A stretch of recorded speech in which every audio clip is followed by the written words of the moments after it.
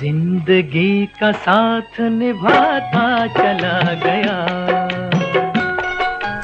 Dev Saab died in London at the age of 88. Actor Aamir Khan currently in Mumbai speaking to the press. Let's listen in. And may his soul rest in peace. Aamir recently उसके birthday पे आपसे उससे मुलाकात की है. Down हो जाएगा Aamir centre उनके बर्थडे पे मैं शायद नहीं मिला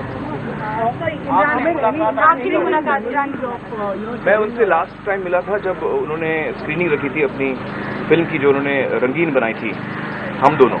उस स्क्रीनिंग पे मैं उनसे मिला था और बड़ा अच्छा लगा था मुझे उनसे मिलकर. हमेशा की तरह वो बड़े एनर्जेटिक थे. And I have always been a big admirer and fan of Dev साहब.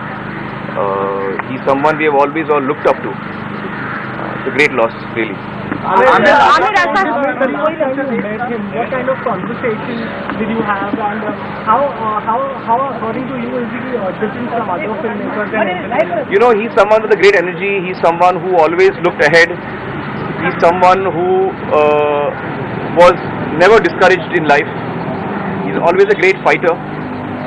And I remember that Shammi uncle also has passed away. Dev Saab has passed away in the recent, today. And the last time they both met together was at my get-together which I had held for Imran's marriage. तो उस वक्त देव साहब भी आए थे, Shammi uncle भी आए थे और बड़ा अच्छा लगा था उनसे मिलकर. बल्कि उस दिन की मेरे पास तस्वीर है दोनों की साथ में जो मैं आपको दूंगा. मैं शिल्पा से बोलता हूँ आपको देंगे. तो एक यादगार तस्वीर है, एक यादगार मोमेंट है हम सबके लिए.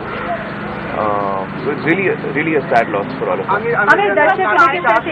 नासिर साहब को उन्होंने जी हाँ ब्रेक दिया था दिल दे के देखो में मेमोरीज पर और रोशनी डालेंगे. दिल देखे देखो मैं नहीं साथ में नासिर साहब के साथ में दिल देखे देखो मैं काम नहीं किया था. उनके साथ किया था तुलसानी देखा दिल देखे जब प्यार किसी से होता है. जब प्यार किसी से होता है मैं नासिर साहब ने देव साहब के साथ काम किया था और बहुत ही कामयाब फिल्म हुई थी वो. उसका जो गाना है वो बड़ा कामयाब हुआ था. सारे ही गाने कामयाब हुए थे और मुझे याद है कि देव साहब के बारे में नासिर साहब हमेशा अच्छा ही बोलते थे और बड़ी अच्छी यादें थी उनकी हमेशा देव साहब के बारे में. अव्वल नंबर मैंने उनके साथ किया. मुझे याद है कि एक ही फिल्म है मेरे करियर की जो मैंने बगैर स्क्रिप्ट सुने साइन की थी और वो थी अव्वल नंबर. क्योंकि मेरे अब्बाजान भी बहुत बड़े फ़ैन रहे हैं देव साहब के. तो एक दिन मैं कहीं बाहर था. उस वक्त तो मोबाइल फ़ोन नहीं हुआ करते थे. क़यामत से क़यामत तक रिलीज़ हो चुकी थी और काफ़ी कामयाब हुई थी फिल्म. तो मुझे कई ऑफ़र आने लगे. तो एक दिन मैं बाहर था तो मुझे फ़ोन आया. रीना के घर पे था मैं. मुझे फ़ोन आया अब्बाजान का और अब्बाजान ने कहा कि आमिर मैंने देव साहब का फ़ोन आया था और तुम फ़ौरन जाके उनसे मिलो और वो तुमको एक फ़िल्म में लेना चाहते हैं. उसका नाम है अव्वल नंबर और मैंने तुम्हारे तरफ से हाँ कह दिया उनसे. मैंने कहा अब्बाजान मैंने तो अभी तक स्क्रिप्ट भी नहीं सुनी है. इसे नहीं देव साहब को तुम कुछ मत पूछो, ना स्क्रिप्ट पूछोगे ना कुछ पूछोगे, उनके साथ तुमको काम करना ही है. तो मैंने अभी ऑलरेडी हाँ कह दी है, तुम जाके बस उनको मिलाओ. तो वो फिल्म मैंने उनके साथ की थी और ये मेरा सौभाग्य है कि मुझे एक मौका मिला इतने एक आइकॉनिक क्रिएटिव इंसान के साथ काम करने का. एंड आई रिमेंबर कि जब मैंने उनके साथ काम किया तो उनके अंदर एक इतनी कमाल की एनर्जी थी.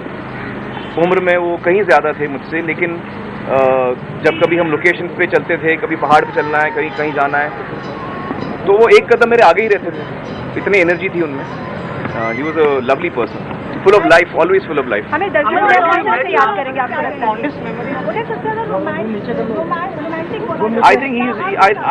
I think Dev Saab was the epitome of romance and the charming hero who always won the hearts of the heroines and of all the women in India also. He was a very charming. दर्शक मुझे हमेशा लगता है कि वो हमेशा उनको याद करेंगे बड़े प्यार से. Dev Saab not only was he a great romantic hero, but he was in his personal life, he was a very strong personality. बहुत कम लोग होते हैं जिनके अंदर हिम्मत होती है कोई स्टांस लेने का, कोई एक मजबूत कदम उठाने का, और देव साहब उनमें से एक थे. who used to take a strong stance when the need arose. He was a very strong personality in his personal life. मुझे इसके बारे में जानकारी इस वक्त नहीं है. Yeah, he was very debonair and dashing, always very well dressed and full of style. Thank you so much.